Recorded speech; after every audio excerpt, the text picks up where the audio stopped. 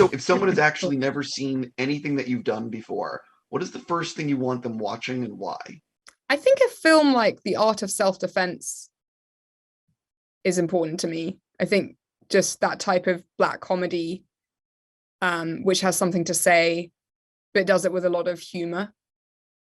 I think that's something that I would want someone to see. I just feel like that's very unique and sort of, I remember really enjoying that movie, like watching it as like a movie goer and being like, that's a good movie, you know? So I'd say something like that. I think Riley's really talented. Yeah, I can't wait to see Duel.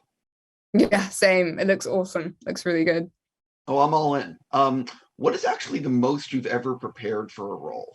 You know, it might even be something like this show. I know this much is true. Derek Sion-France, who directed that, we met quite a few times to talk about this role, Joy, that I played in the show. And that was really cool because that's a director who cared about every single actor and the part they were bringing to the story, but also that was the first time I'd worked in a new way. I worked with a woman who actually works with your dreams, and you then apply that to the part. So that was like an ongoing process before actually getting to work, and then sort of settling into the bones of the character and the scene and the other actors and all of that. But weirdly, that was like a long build up. It was cool. Yeah, You've obviously made a number of movies. Which is a project or which is a film that you think deserves another look? Like maybe something that came out and didn't get like the buzz or didn't, you know what I mean? And you want people to like check it out. Well, two come to mind, and they're both music movies actually. But there was a film called All Is By My Side, which is about Jimi Hendrix, and Andre 3000 played him, Andre Benjamin, and he was unbelievable. You know, he learned how to play the guitar left-handed, and it was extraordinary. Like, he's a musical genius, and being there and making that film was really special. And I think it came out in a very tiny release, but I remember I feel like that movie could have sugar a little more eyeballs on it or something. I don't know. Sure. One of my last things before getting into Outer Range, you have a small part in V for Vendetta very early in your career. Yeah. And so do you even remember making that movie? And can you watch that now and realize like that's a really cool and special film? Yeah, I haven't seen it in years, but I remember it really clearly. I remember the Wachowskis being so cool and lovely, and James McTeague, he was so nice. The snacks, unbelievable. Unbelievable. Because I was like 15, I think, around that time. And yeah, it was so fun. It was like it was the first movie I'd ever done. So it was like a movie set in a studio, and it really was sort of what you'd imagine. And I remember finding that really overwhelming and really cool. I loved it. It's really fun. Yeah, also the Wachowskis are geniuses, so that, early exposure to brilliance, you know what I mean? Yeah, it was cool. I remember as well, that was the first time I'd had my hair dyed. So that was fun. I was like, wow, you can really do stuff in movies. It was great. Sure. Getting into Outer Range, what was it about? So this is a cool show for me because it's a mixture of a few different things.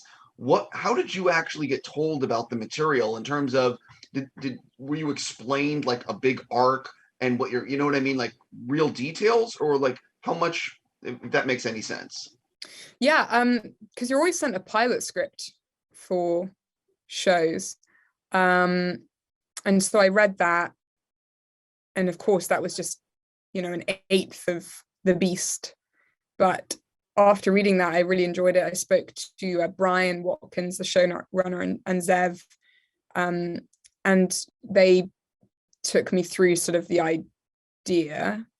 And they were really reassuring because I was concerned that Autumn, from what I'd read on the page, might transpire to be a love interest or just a crazy hippie or something like that. And it was cool talking to them and sort of understanding the multifaceted nature of her and what they sort of had dreamt up, and being able to trust them with that. And I could kind of tell by the other cast they'd assembled what they were hoping for. And so it was really from a long discussion with them. And then, and they sent like books and music and art and all sorts of things to kind of compile to give you a really good idea of like the tone and inspiration. Yeah, I don't want to do spoilers, but it feels like there's a difference between Autumn in the first episode and the second episode. And I'm sort of curious, does that progression keep going in every episode where like you get more and more about the character? I suppose there's like an urgency that starts to occur. And I think perhaps because of that, skins start to fall away quite rapidly. But she's quite a mercurial person. So whether it's a gear change or whether it's sort of deeper reveal, I'm not sure, but there's she certainly is she's kind of like a whirlish. She's constantly going throughout the whole show for sure. She doesn't pause. Right. The thing that I found with the first episode and the second episode both end essentially on like a finale cliffhanger of a normal season, which I found, Right. It keeps you, you want to hit play on the next episode immediately. What was it like actually reading all these scripts and seeing what they were trying to accomplish? Yeah, it was really cool. It ended up somewhere which I couldn't have predicted, and I was over the moon about.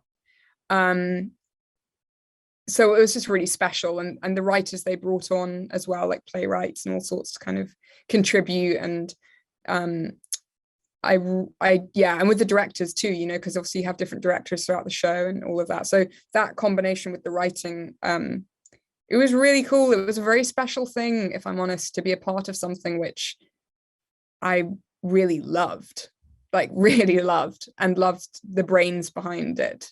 And the more we got to know each other as a cast as well, and you get to see kind of bits and pieces of each other's work, it gets exciting to be like, oh my God, Noah's going to get to do that, or Lou has to, that was really cool too. How have actually you been describing the show to friends and family? It's difficult because it's funny how someone somewhere said sort of like Western, which I guess it has a Western, hue to it, but I kind of begin by just saying something happens and it shakes it all up. Whatever still stable life is happening, the kind of not white picket fence American family, obviously, because they're living on a ranch, but that sort of very nice setup starts to crumble and gets destabilized, something like that. You have, in the first two episodes, you have a lot of scenes with Josh Brolin. And I'm just curious, I read that, and I could be wrong, but I read you guys read Harold Pinter together and did like trust exercises. Can you sort of talk about how you prepared to work with Josh or on the series? Yeah, so that wasn't our idea to do those things. Josh and I weren't like, let's read Harold Pinter together. That was our director for the pilot, and it was a really cool idea. So we sat down, and it was to kind of get us out of our heads and out of the script and just try something. But the piece of the scene we were given was actually very useful for our characters. So we did that. We did some crazy things with a stick where you have to hold the stick between your fingertips and then not break eye contact while moving the stick around. And we both took it very seriously and did not drop the stick. But then after that, it was just hanging out, really. You can't beat that time. You can't beat that sort of just time spent together with another actor. And, it only embellishes or just supports that experience because you just start to trust, and you feel free to make mistakes and all sorts of stuff. The cinematography in the first two episodes, there's some very interesting camera moves where it's very deliberate and not a lot of fast cuts. can you sort of talk about the cinematography on the series and maybe what you enjoyed about it? Yeah, well, oh, Adam, he was our cinematographer on 1 and 2. And he's just an artist. I know it sounds corny to say, but this man is a pure artist. And I don't know if you saw Last Black Man in San Francisco, but like that was Adam's work too. And you know, you watch that movie, you're like, I just like, who shot this film? So he's just a master. And what's so cool about working with him, and we had Drew Daniels as well, who did Waves and Euphoria and all that. They are just, you know, they've just got that taken care of. You just have to do your work. And it really was a collaborative thing because they watch the rehearsals, obviously, and then sort of work with you to figure out what the best shot is. And they were risk takers as well. You know, you'd have pretty wild, like the camera would be on some sort of ramp. And then it was just really fun to see that rather than like conventional setups, you know, that you might expect.